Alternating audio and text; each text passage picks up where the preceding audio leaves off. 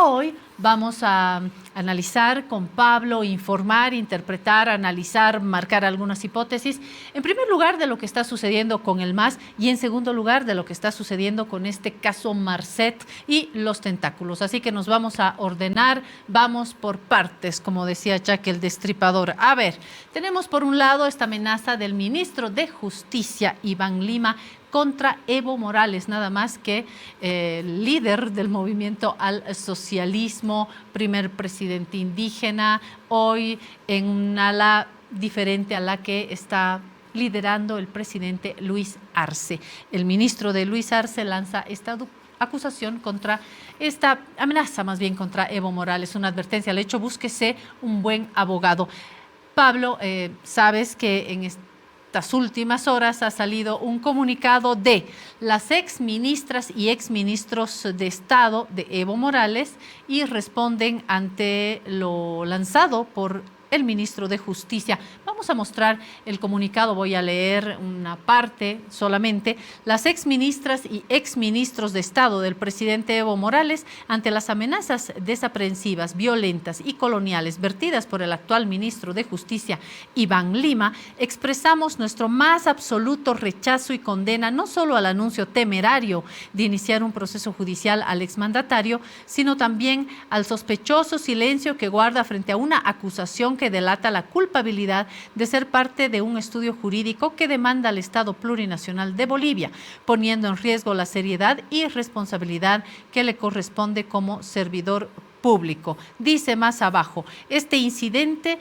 solamente subraya otros que desde la cartera que dirige el señor Lima dejan más dudas y frustraciones en el pueblo boliviano respecto a la justicia y la defensa de los intereses de la patria que esperanzas en reformarlas y corregirlas. En consecuencia, exigimos al ministro Iván Lima que revise su actitud personal, política, profesional, desestimando su amenaza de juicio al expresidente Evo Morales, la cual en el fondo busca inhabilitarlo para cualquier función pública. De no ser así, el ministro debe renunciar para encarar los procesos sin encubrirse en el cargo que eventualmente ostenta. Y termina diciendo que como exministras y exministros de Estado estaremos alertas a las acciones de este servidor del Estado plurinacional de Bolivia y defenderemos la integridad jurídica, física y política de nuestro líder Evo Morales Ayma. Obviamente, Pablo, esto viene del ala evista dentro del MAS. Mire, ahí está Roberto Aguilar. Volvamos a las firmas. Gracias, Joaquín. Ahí están en las firmas. Roberto Aguilar, Vilma Lanoca, en fin, Amanda Dávila, Pablo Grux, Fernando Guanacuni, Sacha Llorenti, ahí le dejo la larga lista. Carlos Romero, obviamente, Javier Zabaleta, Selima Torrico. Mire, anote los nombres. Este es el tono de la respuesta de los allegados a Evo Morales, de los exministros y ministras de Evo Morales.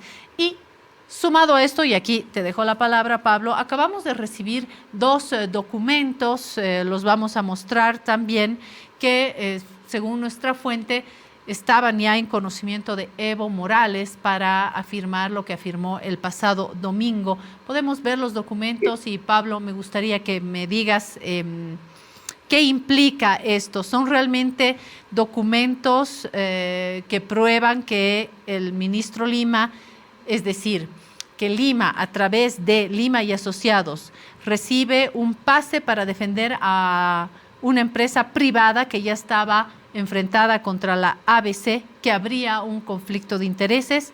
Hay que ver las fechas, ¿no? Parece, según esto, que Lima estaba actuando en el caso sonado de ABC y su hermano contra la ABC en otro caso. Es decir, hay una cosa medio conflictiva acá y tenemos dos documentos, si los podemos mostrar, por favor. Pablo, nos acaba de llegar esta documentación. ¿Has tenido tiempo de mirarla? ¿Qué sientes? Te hago la pregunta redonda, ¿no? Lo dicho por Evo Morales, lo respondido por Lima, la otra respuesta de los ministros y exministros de Evo Morales y estos documentos que nos acaban de llegar.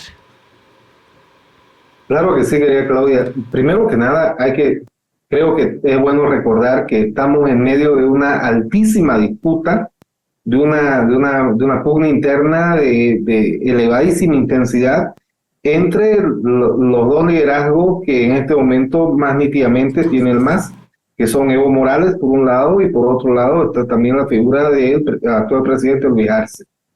Ellos efectivamente, y a decir también del politólogo cochabambino Fernando Mayorga, se constituyen los dos principales actores estratégicos del MAS, ¿no? Son aquellas figuras que están en condiciones efectivamente de determinar conflictos e discusiones dentro del partido de gobierno. En medio de esta disputa se están produciendo acusaciones realmente muy subidas de tono de parte de un lado, de otro lado. Hemos visto este fin de semana, por ejemplo, al expresidente Evo Morales emitir una serie de criterios en base a supuestas cosas que le habían dicho, que le habían comentado, pero sin presentar efectivamente pruebas, lo cual mereció una respuesta de parte en este caso, del ministro Iván Lima, que dijo que unilateralmente iba a proceder con una acción frente a los estados judiciales porque sentía mellada su dignidad, él está en todo su derecho, ¿no? Pero esto efectivamente ha generado una respuesta también en este caso, de parte de los exministros en el comunicado que han mostrado. También quería Claudia, te paso lo que ha mandado el propio partido del MAS, con la principal firma del vicepresidente del propio MAS, Gerardo García en este caso, acompañado de otras personalidades del directorio, que esto lo tiene nuestra colega Andrea en este momento. Enseguida lo ponemos, Pablo. Estábamos poniendo estos dos documentos a los que hacía referencia, pero vamos con lo que menciona Pablo, con este primer documento. Por favor, si lo podemos tener y compartirlo con nuestros amigos en la pantalla. ¿Lo tenemos ya? Lo están cargando. Adelante, Pablo. Ese es el Perfecto. otro documento. Ese es el que yo acabo de pasar al equipo de producción. Son dos. Perdón, Pablo, vamos en orden.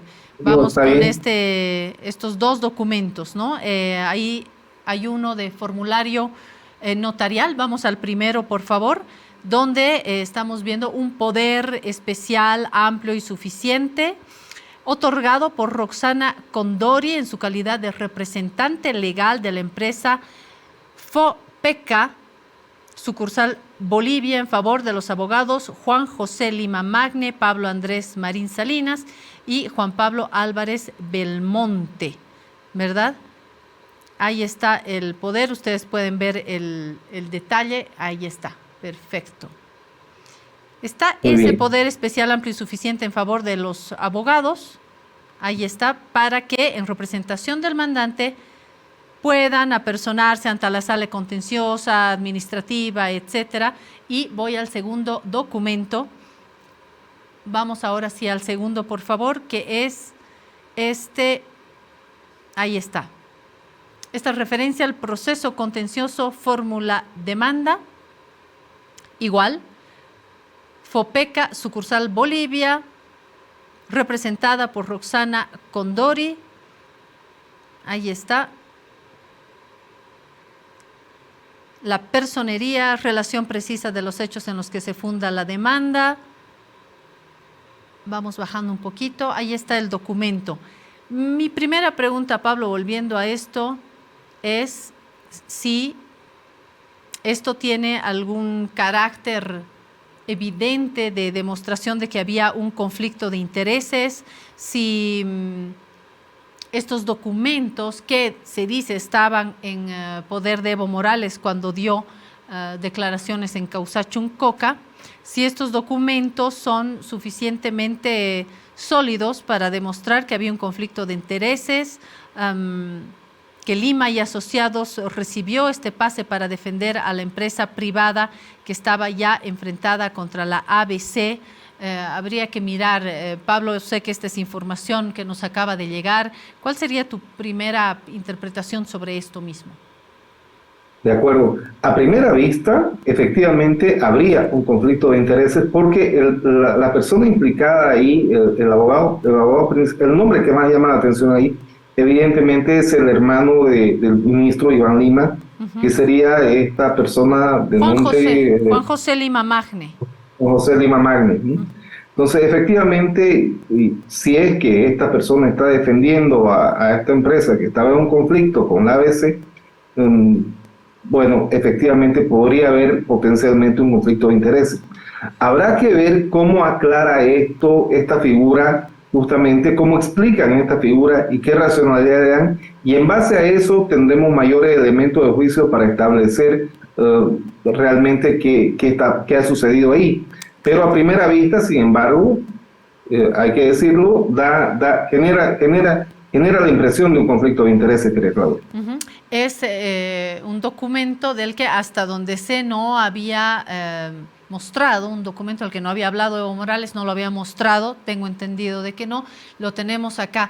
Y obviamente coincido con Pablo, básicamente necesitamos una contraparte, necesitamos preguntarle al ministro Lima, al hermano, si existe un conflicto de intereses o no, qué es lo que ellos presentan como argumentación. En todo caso, este es un documento legal que no es sino una base de mayor disputa dentro del movimiento al socialismo, una guerra declarada entre una de las piezas clave del gobierno de Luis Arce, el ministro Lima, quien estuvo ya en cuestión en otros momentos de la gestión de Luis Arce, ¿no? Y Lima ha salido, no sé si airoso, pero sigue siendo ministro de Justicia. Habrá que ver cómo continúa este capítulo. Un enfrentamiento que no es menor entre el ministro de Justicia y Evo Morales. Sobre esta base, y ahora sí, lo que presentabas, Pablo, como documento, ¿podemos hacer algún gancho ahí? Ahí está el documento, Pablo, que solicitabas.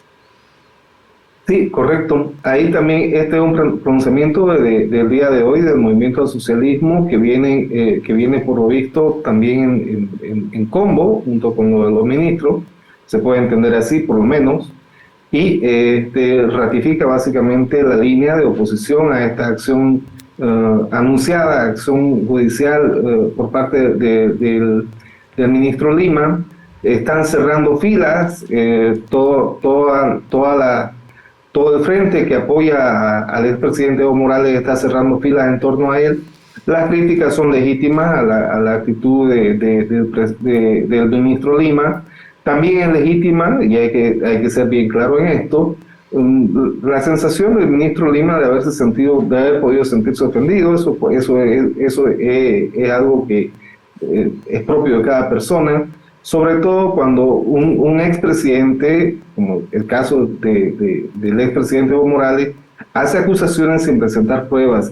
Ahí, digamos, hay que, por ecuanimidad periodística y quienes manejamos temas de información, entendemos perfectamente que no se puede, nosotros en el periódico tenemos mucho cuidado de hacer cualquier afirmación que no tenga sustento.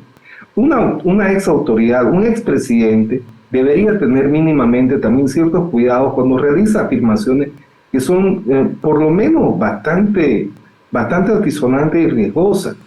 Es bueno respaldar esto en su momento. Estos son los problemas que se generan posteriormente con este tipo de situaciones. Habiendo dicho esto, independientemente de aquello, todo indica que la pugna interna en el MAS está en franca escalada, y podríamos, no sé si estamos a punto de ver un momento de ya una mayor fisura entre arcistas y evistas, que de hecho se está dando, pero que esto pueda tener ya una incidencia a nivel en la relación entre el propio Evo Morales y Luis Arce, ¿no? Y para terminar esto, y por si no fuera ya suficiente lluvia en este agosto, tenemos todo este problema con el narcotráfico. Es decir, hay, a raíz de la búsqueda de Marcet, hasta el momento, allanamientos ya ejecutados, superan los 70 allanamientos, se han secuestrado 20 inmuebles, más de 70 vehículos, armas por doquier y hay nuevos aprendidos, que es la última noticia. Roberto Arana, Ronnie Suárez Millet, hombres de confianza de Marcet, que fueron enviados a la cárcel de Palmasola por 180 días. Arana, señalado como abogado que brindaba protección legal, y Suárez de manejar empresas con el dinero de Marcet, producto del narcotráfico, han sido imputados por la Fiscalía por el delito de legitimación de ganancias ilícitas. Hay, además, te pongo algunos elementos para que luego tú marques el mapa completo, Pablo, los vínculos de Marcet con el gobernador de Santa Cruz, Luis Fernando Camacho. ¿Por qué? Porque en el 2019, y tenemos el video, lo podemos poner un poquito, un video que ha sido viral, ha circulado en las redes, donde Camacho agradecía a Roberto Arana, Robertito, el tramitador de Marcet, le agradecía Camacho por ayudar a liberar a jóvenes. En octubre del 2019, a días de las elecciones generales, 49 jóvenes, muchos de ellos de la Unión Juvenil Cruceñista, fueron detenidos en los disturbios en el cierre de campaña del movimiento al socialismo. Roberto Arana fue señalado como el tercer cabecilla de la banda del narcotraficante uruguayo Sebastián Marcet Cabrera. Es decir, tenemos el eje Marcet, con estas personas involucradas, muchas de ellas detenidas, buscados, otros que no han ido a declarar, y paralelamente tenemos este vínculo con el actual gobernador Luis Fernando Camacho, hoy también encarcelado en